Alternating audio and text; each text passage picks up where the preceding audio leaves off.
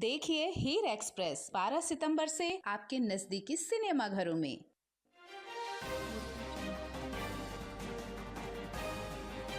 GST चोरी का खुलासा, 5 राज्यों में 170 से ज्यादा बोगस फार्मों का फर्जीवाड़ा। मोहम्मद फरहान को जीएसटी फर्जीवाड़ा का मास्टरमाइंड बताया गया।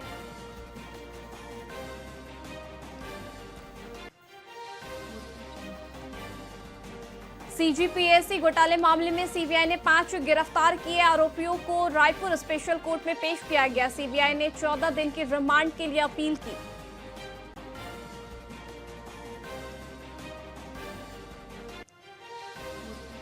छत्तीसगढ़ में साई कैबिनेट विस्तार के बाद प्रभार बंटवारा, नए मंत्रियों को जिम्मेदारी सौंपते हुए आदेश जारी। सरकार ने मंत्रियों के जिलों के प्रभार तय किए।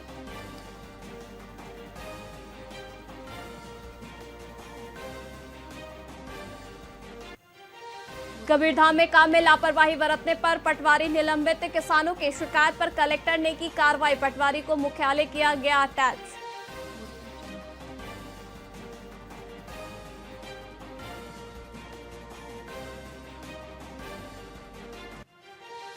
धमतरी के खल्लारी गांव में बच्चे पढ़ाई से वंचित। झोपड़ी नुमा अस्थायी स्कूल में पढ़ाई मजबूरी में बच्चे। पुराने जर्जर स्कूल भवनों के टूटने से हालत बिगड़े।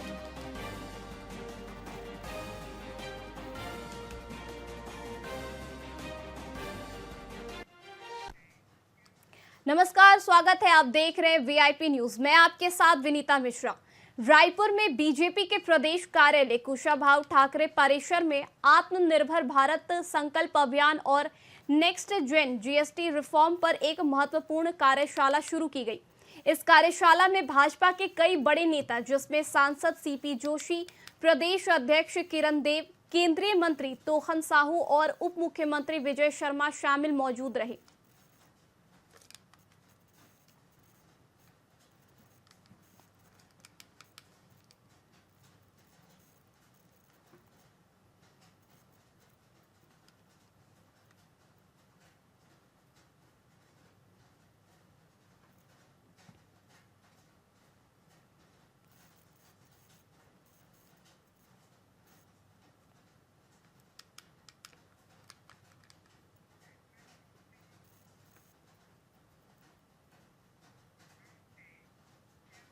रायपुर में बीजेपी सांसद और आत्मनिर्भर भारत अभियान के राष्ट्रीय सह संयोजक सीपी जोशी ने कहा कि भारत आज दुनिया का सबसे युवा देश है। उन्होंने कहा कि देश की युवा शक्ति को देखते हुए अगले 3 महीने में आत्मनिर्भर भारत अभियान के तहत कई कार्यक्रम चलाए जाएंगे। जोशी ने बताया कि इस अभियान का मुख्य उद्देश्य युवाओं और महिलाओं उद्यमियों को बढ़ावा देना है। उन्होंने कहा कि यह अभियान विकसित भारत के लक्ष्य को पूरा करेगा और भारत को आजादी के 100 साल पूरे होने पर विकसित राष्ट्र की कतार में खड़ा करेगा। वहीं 25 सितंबर से 25 दिसंबर 2025 तक हर घर स्वदेशी पर फोकस किया जाएगा, जिसका लक्ष्य 85% दैनिक वस्तुओं में स्वदेशी को बढ़ावा देना है। आत्मनिर्भर भारत अभियान के तहत आज प्रदेश की कार्यशाला में छत्तीसगढ़ आना हुआ। प्रमुख रूप से आत्मनिर्भर भारत संकल्प अभियान, हर घर स्वदेशी घर घर स्वदेशी, इस अभियान को लेकर पूरे प्रदेश और देश भर में राष्ट्रीय कार्यशाला, फिर प्रदेश की कार्यशाला, फिर जिले की कार्यशाला, फिर मंडल की कार्यशाला 25 सितंबर से लेकर 25 दिसंबर तक देश भर में अनेक कार्यक्रम आने वाले 3 महीनों के अंदर होंगे। ये देश आजादी से पूर्व आत्मनिर्भर था। 1720 में कहते हैं हमारी इकोनॉमी 18% थी, लेकिन आजादी के बाद जो स्थितियां हुई वो इस देश ने देखी है। पिछले 10-11 वर्षों में इस देश से अलग अलग क्षेत्रों में बहुत बड़ी उपलब्धियां हासिल की हैं। 1947 के बाद इस देश ने गेहूं आयात होते हुए भी देखा है, सोना गिरवे रखते हुए भी देखा है, इस देश की अर्थव्यवस्था भी देखी है, इस देश का डिफेंस सेक्टर दुनिया पर निर्भर होता हुआ भी देखा है। लेकिन 10-11 वर्षों में आज भारत चाहे चावल का निर्यात हो, चाहे गेहूं का प्रोडक्शन हो, चाहे दुग्ध उत्पादन का इश्यू हो, दुनिया में सिरमौर भारत बन रहा है। कांग्रेस के राष्ट्रीय महासचिव और छत्तीसगढ़ प्रभारी सचिन पायलट ने दुर्ग जिले में वोट चोर गद्दी चोर कार्यक्रम के तहत विशाल रैली को संबोधित किया। इस मौके पर पीसीसी चीफ दीपक बैज, पूर्व मुख्यमंत्री भूपेश बघेल और अन्य दिग्गज नेता भी मंच पर मौजूद रहे। वहीं पायलट ने कहा कि दुर्ग राजनीति का मुख्य केंद्र रहा है और यहाँ के लोग लोकतंत्र की अहमियत समझते हैं। उन्होंने चुनाव आयोग पर पक्षपात करने और वोट चोरी करने वालों को बचाने का आरोप लगाया। पायलट ने जोर दिया कि कांग्रेस का अभियान पूरे देश में वोट चोरी रोकने और लोकतंत्र को बचाने के लिए चलाया जा रहा है। राहुल गांधी जी ने देश को सचेत किया है। आज दोबारा उन्होंने आंकड़े दिए हैं, प्रमाण दिया है कि कैसे मतदाता सूची के अंदर तकनीक का इस्तेमाल करके लगातार वोटों को काटा जा रहा है। वो वोट जहाँ पे भाजपा कमजोर है और कांग्रेस मजबूत है, उन बूथों के चिन्हित कर कर उनके वोट कम करे जा रहे हैं, फर्जी वोट बढ़ाए जा रहे हैं, लाखों वोट की चोरी हो रही है। और जैसा भूपेश जी ने कहा, मन में ये शंका पैदा हो गई कि जो चुनाव परिणाम है उनकी सत्यता कितनी है। देश में जब भी चुनाव हुए हैं, सत्ता परिवर्तन हुआ है, जनता के जनादेश को लोगों ने सरामाथे पर रखा है। और आज भी मैं कांग्रेस पार्टी का कार्यकर्ता होने के नाते बोल सकता हूं कि चुनाव में हार जीत कोई बहुत बड़ी बात नहीं है। लोकतंत्र जिंदा रहना चाहिए।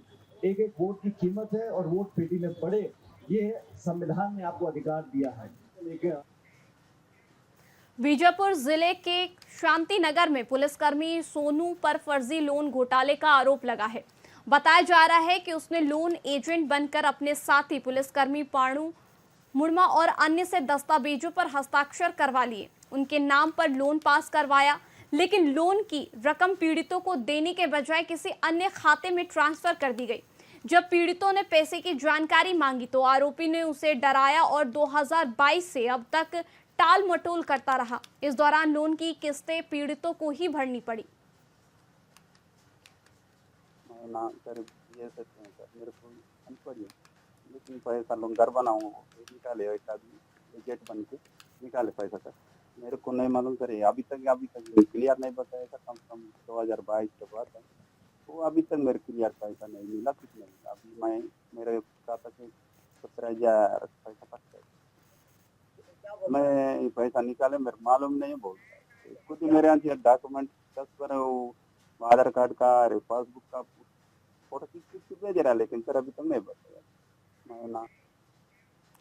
छत्तीसगढ़ के दुर्ग एक दिवसीय क्रांतिकारी आंदोलन किया गया, जिसमें एससी, एसटी, ओबीसी, अल्पसंख्यक और मसीही समाज के द्वारा पिछले दिनों मसीही समाज पर हुए हमले के विरोध में ये आंदोलन चलाया गया।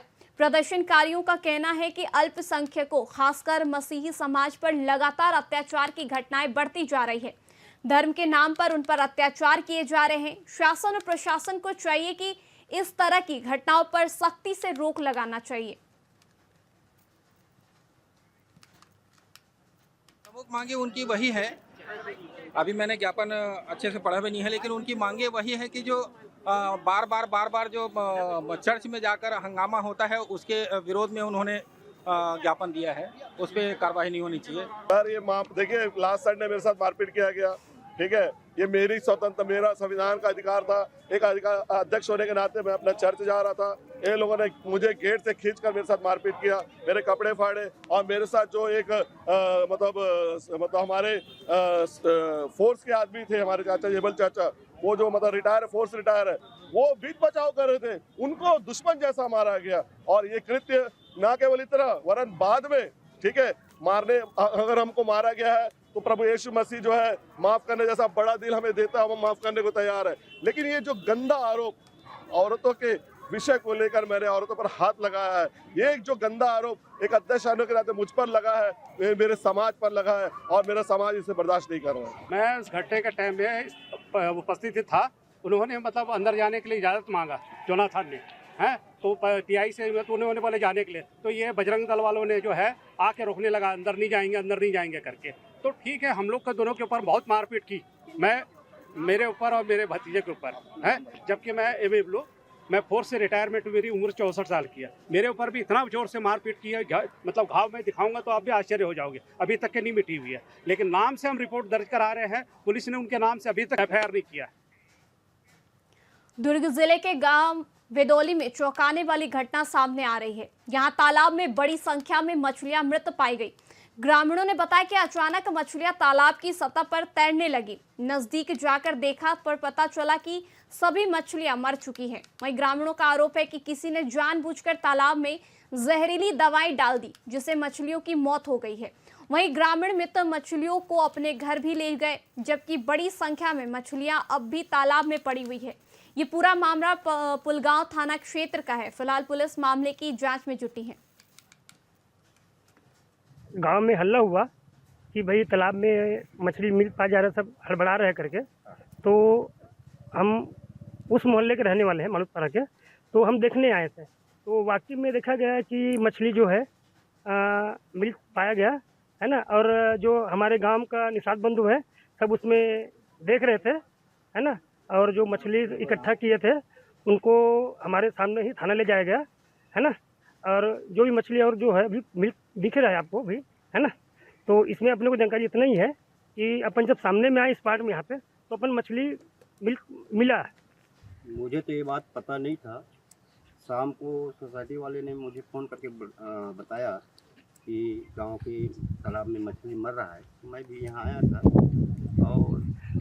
था तो पता चला कि कोई दवाई डाले हैं, ऐसा कहीं बोल रहे थे। अपने को नहीं मालूम इसके बारे में है ना, और दवाई डाले कि नहीं डाले कि क्या किस कारण मछली मर रहा है ये पता नहीं है, जानकारी तो है नहीं अपने को। मैं उस समय बोला कुछ है, कोई जानकारी है तो बता दो करके, लेकिन उस समय कोई बताया भी नहीं। मैं बोला यार सोसाइटी वाले विचार करो, क्या करना है, अपना जो काम करना है वो कर लो। मैं क्या कर सकता हूँ, ये मैं बोल के चला गया।